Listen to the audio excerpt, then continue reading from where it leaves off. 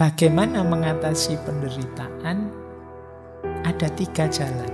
Melawan keinginan yang tidak semuanya bisa dipenuhi, sehingga melahirkan kekecewaan-kekecewaan. Kata Schopenhauer ada 3 jalur kita bisa menaklukkan keinginan itu. Yang pertama jalan estetis, yang kedua jalan etis, yang ketiga jalan asketis. Nah ini nanti bulat muter-muter ketemunya nanti di asketis, spiritual, agama. Yang pertama jalan estetis. Jalan estetis itu ya melalui estetika, katarsis, menghibur diri, melampaui diri, mengatasi ruang waktu. Misalnya melalui seni, itu kan estetik. Kalau kita lagi sumpek, stres, terus dengerin musik ya, waktu kita dengerin musik itu kan rasanya semua masalah melayang. Meskipun kalau headsetnya dibuka ya sumpek lagi. Jadi kenapa begitu? Musik memberi fungsi katarsis, meredakan, menyingkirkan masalah, tapi sementara. Kalian yang bisa nari misalnya, kalau sedang sumpek, stres, terus nari, itu kan terlampiaskan kesumpekanmu dari tari. Tapi nanti begitu selesai nari ya sumpek lagi. Misalnya stres, kamu temenmu utang gak bayar-bayar, terus kamu joget nari sak kapok, kan lali waktu joget. Tapi begitu sadar capeknya hilang, iya dia tetap belum bayar utang ternyata, ya balik lagi kesadaran. Jadi seni bisa memberi katarsis, memberi pembersihan, pelampiasan, tapi sifatnya sementara. Yang Peter ngelukis mungkin sambil ngelukis, mungkin suka nonton film ya nonton film, seneng drama Korea ya nonton drama Korea. Kalau stresnya panjang nonton drama Korea ini maraton biasanya. Ya 16 episode dilihat dalam waktu sehari misalnya. Nah, itu kelihatan kalau sedang stres. Kenapa melarikan diri ke film, ke terus? Karena di kehidupan nyata mengecewakan. Nah, jadi pelariannya ke estetik tadi. Kalau dibilang, kalau estetika kan sementara, biar tidak sementara, ayo terus-terusan estetik. Nah, jalan, tapi ya nanti kalau kamu kembali ke dunia nyata, ya masalahmu ketemu lagi. Jadi ini versi salah satu cara untuk mengatasi penderitaan tadi. Banyak keinginanmu yang tidak terpenuhi, tapi bisa dikatarsis lewat estetik. Ada jalan kedua. Jalan kedua ini jalan etis. Melakukan perbuatan baik. Karena berbuat baik ke orang lain itu membahagiakan, menenteramkan.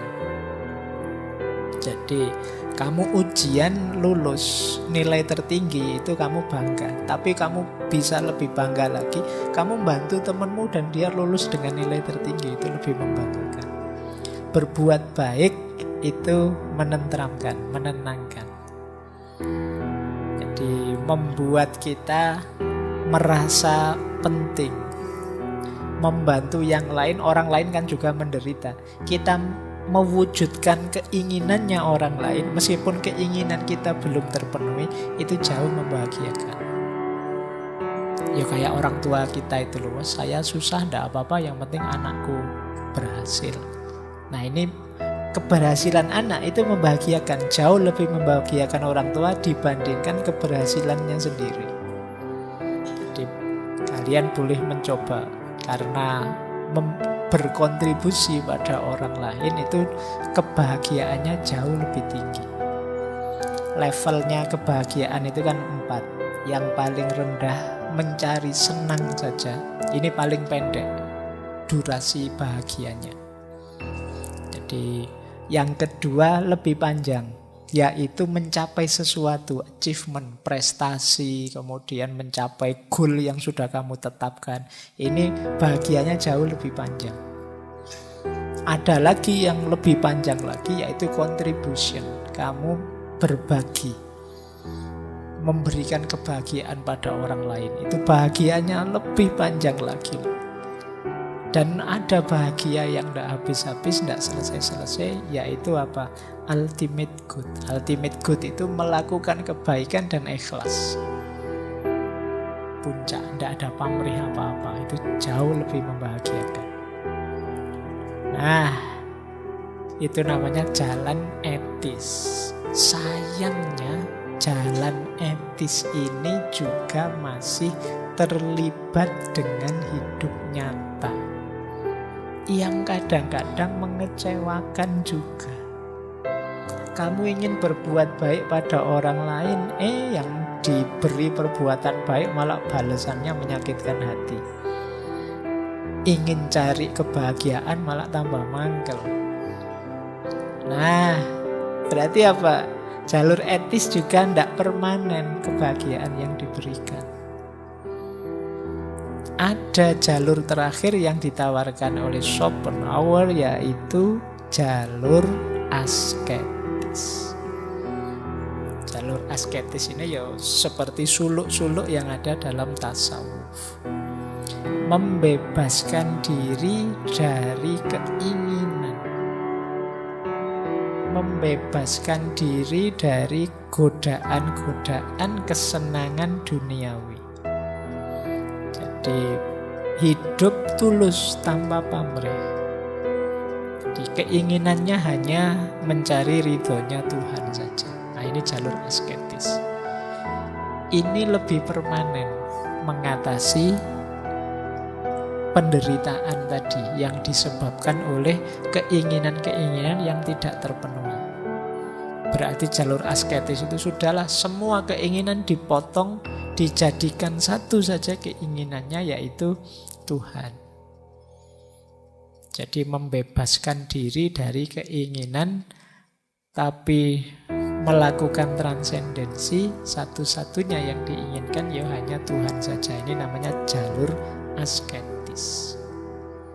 Melakukan kebaikan, melakukan perbaikan, kontribusi yang tidak ada pamrih apa-apa selain Tuhan. Ini jalur asketis. Jadi meskipun beliau ini filosof eksistensialis pesimis, tapi termasuk eksistensialis kategori teistik. Jadi yang masih bertuhan. Jadi filsafat itu ya macam-macam. Tidak semua anti Tuhan seperti Nietzsche, ateis seperti Sartre. Yang bertuhan juga banyak. Baik, jadi ini 3 jalan yang mungkin diambil saat kita mengalami penderitaan. Biar tidak terlalu depresi, terlalu stres, teman-teman boleh milih jalan yang cocok apa. Ada pelarian sementara, ada yang lebih permanen, tapi ada yang lebih paten. Jadi yang lebih paten, yang asketis, yang lebih panjang durasinya yang etis, yang paling pendek durasinya yang estetis.